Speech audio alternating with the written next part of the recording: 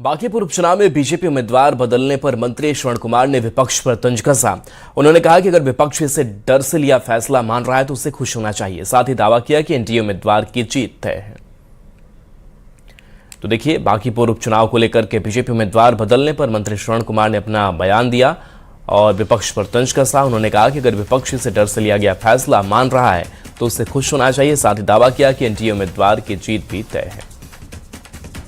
लड़ते हैं जो पार्टियां लड़ती है, लोकतंत्र में सभी पार्टियों को चुनाव लड़ने का ये अधिकार भी है, तो तरह तरह के सवाल खड़ा करेंगे।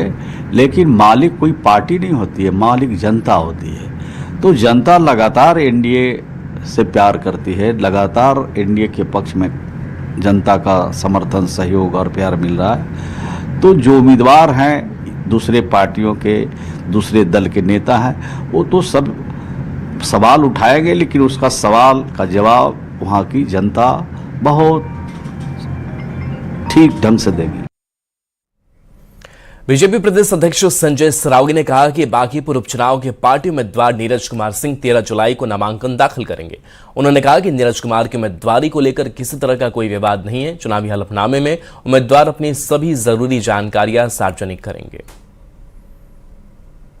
केंद्रीय चुनाव समिति ने नीरज कुमार सिन्हा जी की उम्मीदवारी तय की है। नीरज कुमार सिन्हा जी बूथ स्तर का कार्यकर्ता है, मंडल में महामंत्री रहा, मंडल में अध्यक्ष रहा, जिला युवा मोर्चा में उपाध्यक्ष रहा। 13 तारीख को वो नामांकन करेंगे और उनका संपर्क प्रारंभ हो गया है। वो बांकीपुर के ही लाल है, बांकीपुर ही उनका आवास है, तो वो अपने क्षेत्र में कुछ लोगों के पास जाके जनसंपर्क भी कर रहे हैं और 13 तारीख को नामांकन होगा। बांकीपुर उपचुनाव को लेकर बीजेपी ने प्रदेश कार्यालय में बैठक कर चुनावी रणनीति पर चर्चा की। बैठक में प्रदेश अध्यक्ष संजय सरावगी, रविशंकर प्रसाद समेत कई नेता शामिल हुए। पूर्व मंत्री जीवेश मिश्रा ने कहा कि पार्टी ने समर्पित कार्यकर्ता को टिकट दिया है और एनडीए उम्मीदवार की जीत तय है।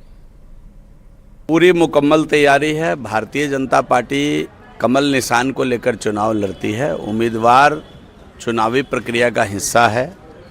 उम्मीदवार ने अपने व्यक्तिगत पारिवारिक कारणों से अपना नामांकन वापस लिया। भारतीय जनता पार्टी ने एक बूथ स्तर के कार्यकर्ताओं को टिकट देने का काम किया। तो पूरी पार्टी है उसमें एक उत्साह का वातावरण है और जो नीचे के कार्यकर्ता हैं वो अद्भुत उत्साह के साथ काम कर रहे हैं। आने वाले दिनों में लेकिन लोग आरोप लगा रहे हैं कि उम्मीदवार बदल दिया और दूसरा जो उम्मीदवार है वो 12 साल से भारतीय जनता पार्टी का सदस्य क्यों नहीं कर सकता। हम खुद ही 14 साल से पार्टी के काम में लगे हुए हैं। जब मेरी उम्र 14 वर्ष थी तो पहली बार चुनाव हो रहा था तो उसके कैंपेन में पर्चे बांटने का काम कर रहा था।